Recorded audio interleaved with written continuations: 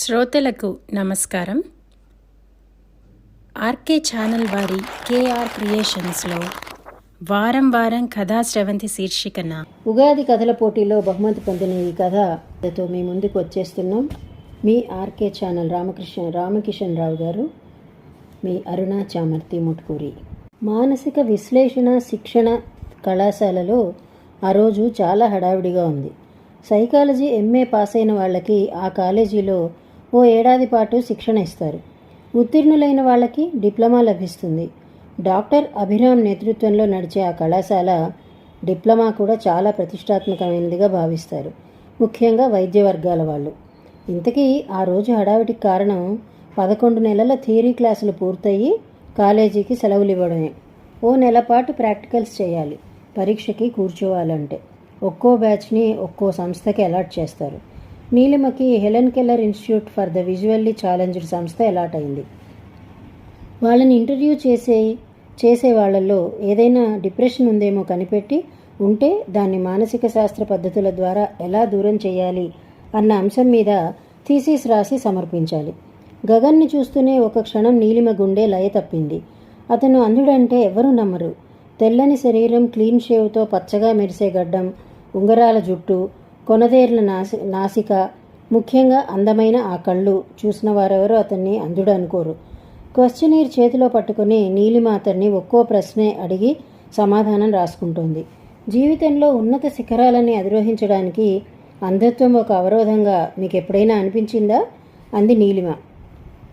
గగన్ నవ్వాడు. లేదు, ఎందుకంటే నేను అసలు ఎప్పుడూ ఉన్నత శిఖరాలు అధిరోహించాలని అనుకోలేదు అన్నాడు. నీలిమ తెల్లబోయింది. ఈ ప్రశ్నకి ఇంతవరకు ఎవరూ ఇలాంటి జవాబు ఇవ్వలేదు.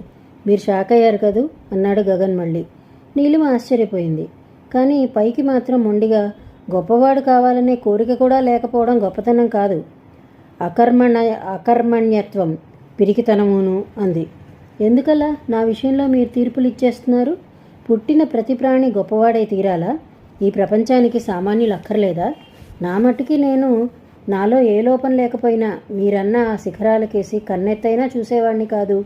నవ్వుతూ తుళ్ళుతూ నలుగురికి సాయపడుతూ నలుగురి సాయం పొందుతూ ఆనందంగా జీవిస్తే చాలని కోరుకునేవాడిని. ఇప్పుడు అదే కోరుకుంటున్నాను అన్నాడు గగన్.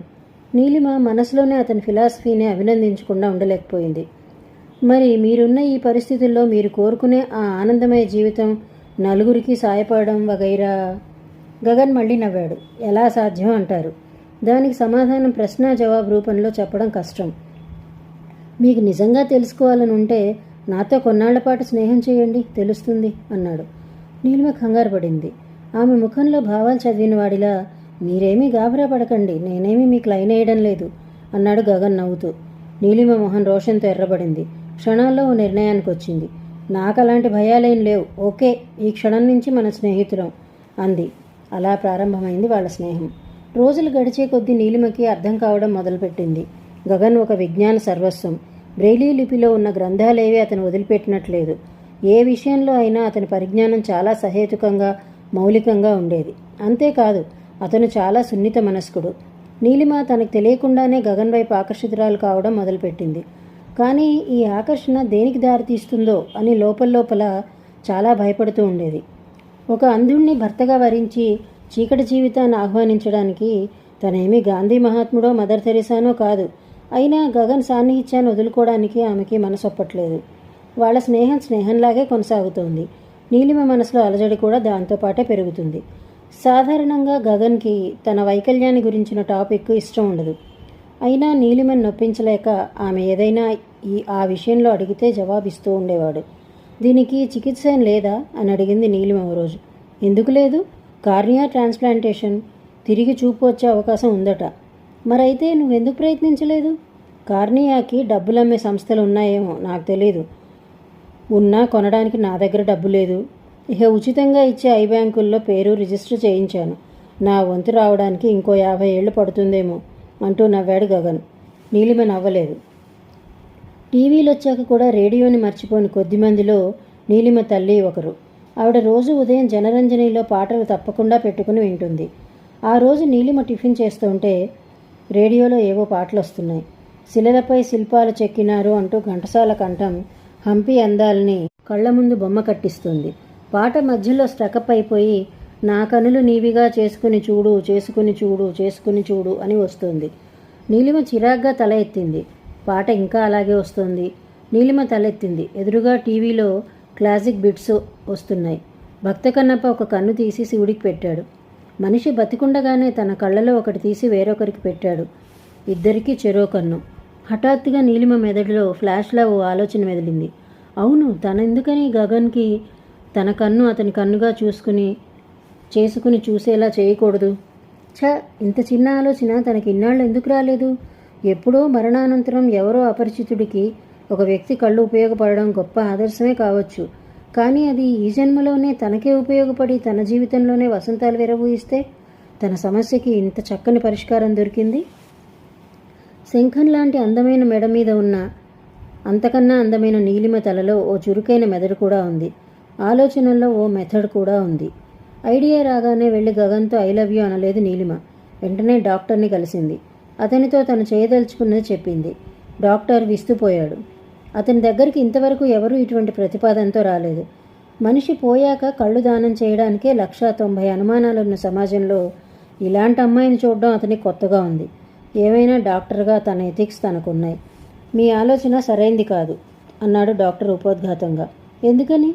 భగవంతుడు 2 కళ్ళు ఇచ్చింది ఒకటి పోగొట్టుకోమని కాదు. ఈ ప్రపంచంలో ఎంతమంది ఒకే కన్నుతో జీవించడం లేదు? వాళ్ళకి మార్గాంతరం లేదు. కానీ మీరు చేజేతుల అంధత్వం కొని తెచ్చుకుంటారా? మాట వరుసకి రేపు ఏదైనా ప్రమాదంలో మీ 2వ కంటికి అపాయం జరగచ్చు. అప్పుడేమవుతుంది? ఆ రిస్క్ ఎప్పుడూ ఉంది. 2 కళ్ళు ఉంటే మాత్రం అలాంటి ప్రమాదాల్లో 2కి నష్టం జరగచ్చుగా అంది నీలిమ.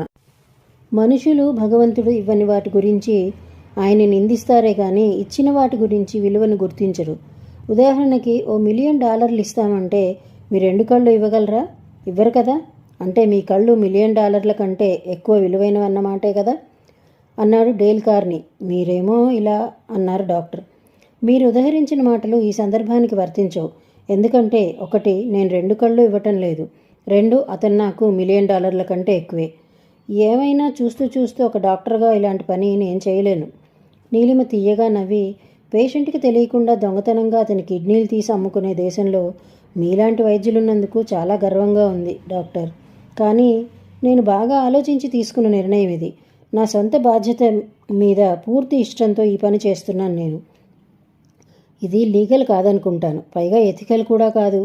డాక్టర్, మా నాన్న లాయర్, పైగా ఎమ్మెల్యే. మీకెలా కావలిస్తే అలా అగ్రిమెంట్ రాయించి సంతకం పెట్టిస్తాను. ఏదైనా గొడవ వస్తే మా నాన్న చూసుకుంటాడు. నేనంటే ఆయనకి విపరీతమైన ప్రేమ. ఏం చేసినా కాదనరు. ఇక ఎథిక్స్ అంటారా? ఒక మనిషికి నేత్రదానం చేయడం కంటే గొప్ప ఎథిక్స్ ఏముంటాయి చెప్పండి? లేదు లేదు, అసలు అలా సజీవ వ్యక్తుల నుంచి కార్నియా తీయడం ఫీజిబుల్ కాదు. నీలిమ మళ్ళీ నవ్వింది. డాక్టర్, మీరెంత మంచివారంటే అబద్ధం ఆడడం కూడా రాదు. ఫీజిబుల్ కాకపోతే ముందే చెప్పేవారు. ముఖస్థుతి అనుకోకండి. ఏది ఆ ఫీజబులా అని ఆలోచించే వ్యవస్థలో మీరు ఏది ఫీజిబుల్ అని ఆలోచిస్తున్నారు? నిజంగా మీరు చాలా గొప్పవారు అంది. నేను మెడికల్ కౌన్సిల్ని సంప్రదించాలి. నాకు కాస్త టైం ఇవ్వండి అన్నాడు డాక్టర్. That's fine. మళ్ళీ ఎప్పుడు కలవను? డాక్టర్ చెప్పాడు. నీలిమ వెళ్ళిపోయింది. డాక్టర్ దగ్గర నుంచి వచ్చాక నీలిమ గగన్తో తన ప్రేమ గురించి చెప్పింది. నీకు పిచ్చెన్నా ఎక్కి ఉండాలి, లేదా గుడ్డివారి కళ్ళలో కూడా నీళ్లుంటాయేమో తెలుసుకునేందుకు చేసే ప్రయత్నమైనా అయి ఉండాలి ఇది అన్నాడు గగన్ కామ్గా. మాటిమాటికి గుడ్డివాడిని నిన్ను నీవు కించపరుచుకోకు. డాక్టర్తో మాట్లాడాను, నీకు చూపు వస్తుంది. ఎలా? తనకి డాక్టర్కి మధ్య నడిచిన సంభాషణ అంతా వివరించి చెప్పింది నీలిమ. వింటూనే గగన్ మొహం అభిమానంతో ఎర్రబడింది. ఇది నా మీద ప్రేమ కాదు, జాలి, కేవలం జాలే. నన్ను చూసి ఎవరైనా జాలిపడ్డమంటే నాకు అసహ్యం అన్నాడు. ఎందుకలా అనుకుంటావు? నిన్ను నేను నిజంగానే ప్రేమిస్తున్నానంది నీలిమ. గగన్ విరక్తిగా నవ్వాడు. నన్ను ప్రేమిస్తున్నావా? ఏం చూసి? తల్లెవరో తండ్రెవరో తెలీదు, పైగా ఈ అంధత్వం ఒకటి. దాన్ని పోగొట్టడానికి నీ పిచ్చి ఆలోచనలు, పిచ్చి త్యాగాలు. ఈ తెలివి తక్కువ ఆలోచన మానుకో అన్నాడు. నీలిమ నవ్వి, నిన్ను ఏం చూసి ప్రేమించానన్నావు కదూ? నీ తెలివి, సంస్కారం, ప్రిన్సిపల్స్, ఆపై నీ అందం అంది. అందం? అసలు ఆ మాటకే అర్థం తెలియని బతుకునాది అన్నాడు గగన్. నీలిమ ఆశ్చర్యం నటిస్తూ, నీలో ఇంత సెల్ఫ్ పిటీ ఉందని నాకు తెలియదు సుమి. అయితే దృఢ వ్యక్తిత్వం గురించి నువ్వు చెప్పే కబుర్లన్నీ చిలక పలుకులన్నమాట అంది. గగన్ చివాలను తలెత్తి, ఇదేం సెల్ఫ్ పిటీ కాదు, తెలివి తక్కువగా అగ్నిలోకి ఉరకబోతున్న శలభాన్ని పక్కకు తప్పించడం కోసం చెబుతున్న పచ్చి నిజం అన్నాడు. నీలిమ రాజీ పడుతున్నట్టు, నా ఆలోచనలో ఎక్కడ లోపం ఉందో చెప్పు. నేనేమీ సెంటిమెంటల్ ఫూల్లాగా ఆలోచించట్లేదే, పూర్తి ప్రాక్టికల్గానే ఆలోచిస్తున్నాను అంది. ఆ నష్టాలన్నీ నీకు డాక్టర్ చెప్పాడు. నువ్వేదో త్యాగం చేస్తున్నావు అన్న భ్రమలో ఆ రిస్క్ని లైట్గా తీసుకుంటున్నావు, కానీ అది ఎంత పెద్ద రిస్కో నీకు అర్థం కావట్లేదు అన్నాడు గగన్. ఇది రిస్క్ అయితే క్యాలిక్యులేటెడ్ రిస్క్. ఆ మాత్రం రిస్క్ లేకుండా జీవితంలో ఏదీ లభించదు. ఇక నీ అభ్యంతరాలేవి నేను వినదలుచుకోలేదు. డాక్టర్తో మాట్లాడి ఆపరేషన్కి ఏర్పాటు చేస్తాను అంటూ వెళ్ళిపోయింది నీలిమ. గగన్కి చూపు వచ్చింది. నీలిమ గగను దంపతులయ్యారు. 5 ఏళ్లు గడిచాయి. వాళ్లకో పాప పుట్టింది. సైన్స్ కాంగ్రెస్ సభలు జరుగుతున్న ఆ హాలంతా ఒకరి గుండె చప్పుడు ఒకరికి వినిపించేంత నిశ్శబ్దంగా ఉంది. గౌరవ ఆరోగ్య శాఖ మంత్రి గారిచే ప్రారంభించబడిన ఆ సభలో మొదటి సెషన్లో మొదటి పేపర్గా Indian American doctor Sunaina paper ఎంపికైంది. ఆమె పేపర్ చదువుతోంది. ఇది టెక్నికల్ పేపరా లేక సైన్స్ ఫిక్షన్ కథ అన్నట్లు మొహాలు విసుగ్గా పెట్టుకుని కూర్చున్నారు కొందరు శ్రోతలు. డాక్టర్ సునైనా తన పేపర్ చదవడం కొనసాగిస్తూ, అలా నీలిమ కడుపున ఆనాడు పుట్టిన పాపని నేనే అంది. విసుగ్గా వింటున్న శ్రోతలతో సహా అందరూ అలర్ట్ అయ్యారు. పుట్టగానే నా అందమైన కళ్ళు చూసి నాకు ఆ పేరు పెట్టారట. కొన్ని నెలలు గడిచాక కానీ నా చూపులో ఏదో తేడా ఉందని కనుక్కోలేకపోయారు. 7 ఏళ్ల వయసు వచ్చేసరికి పూర్తిగా అంధురాలనని ధృవీకరించారు. అప్పుడు సీన్ మారిపోయింది. అప్పటిదాకా అందాల బొమ్మగా కనిపించిన నేను క్షణాల్లో గుదిబొండగా మారిపోయాను. నన్ను వదిలించుకోవాలని ప్రయత్నాలు మొదలుపెట్టారు. మా నాన్నగారు పెరిగిన అందుల ఆశ్రమంలోనే నన్ను చేర్చడానికి మా తాతగారు నిర్ణయించారు. మా నాన్నగారు అప్పుడప్పుడే మా తాతగారి దగ్గర రాజకీయాల్లో తప్పటడుగులు వేయడం నేర్చుకుంటున్నారు. ఆ కృతజ్ఞతతో ఆయన మా తాతగారికి వంత పాడారు. నా అంధాశ్రమవాసం ఇంచుమించు ఖాయమైంది. అప్పుడు ఎదురు తిరిగింది మా అమ్మ. తండ్రికి, భర్తకి, అందరికీ. మా నాన్న వైపు ఒకసారి చూసి నాతో బయటికి వచ్చేసింది. ఆ చూపులో ఏ భావాలు ప్రతిఫలించి ఉంటాయో నేనీనాడు ఊహించుకోగలను. త్వరలోనే తను సరదాగా నేర్చుకున్న కంప్యూటర్ పరిజ్ఞానంతో, స్నేహితుల సాయంతో అమెరికాలో ఓ చిన్న ఉద్యోగం సంపాదించుకుని నన్ను తీసుకుని విమానం ఎక్కింది. అక్కడ అందరితో సింగిల్ పేరెంట్గానే చెప్పుకుంది. అదే సమయంలో న్యూయార్క్లో విలియం డోబెల్లే అనే శాస్త్రవేత్త కృత్రిమ నేత్రాల మీద పరిశోధన చేస్తున్నారు. జెర్రీ అనే అంధుడి మెదడులో ఎలక్ట్రోడ్లు అమర్చి నడుం వద్ద 2 చిన్న కంప్యూటర్లు పెట్టి కెమెరాలతోనే కళ్లద్దాలు తయారు చేసి అతను చూడగలిగేలా చేశారు. ఆ విషయం తెలుసుకున్న అమ్మ తన ఉద్యోగాన్ని వదిలేసి ఆయన దగ్గర కంప్యూటర్ అసిస్టెంట్గా చేరింది. నా పరిస్థితినంతా వివరించి చెప్పింది. నా కోసం, నాలాంటి వాళ్ల కోసం అహర్నిశలు శ్రమించి ఎన్నో పరిశోధనల్లో పాల్గొంది. నేను క్రమంగా పెద్దదాన్నై గ్రాడ్యుయేషన్ అయిపోయాక ఈ పరిశోధనల్లో ఆయనకి అసిస్టెంట్గా కుదురుకున్నాను. ఆ నిరంతర పరిశోధనల ఫలితమే ఇవాళ చూసేవాళ్లు తేడా గ్రహించలేనంత సున్నితమైన అందుల కళ్ళజోళ్ళు. నా కళ్ళజోడు అలాంటిదే. ఇదే నా కళ్ళజోడు, ఇదే నా కన్ను.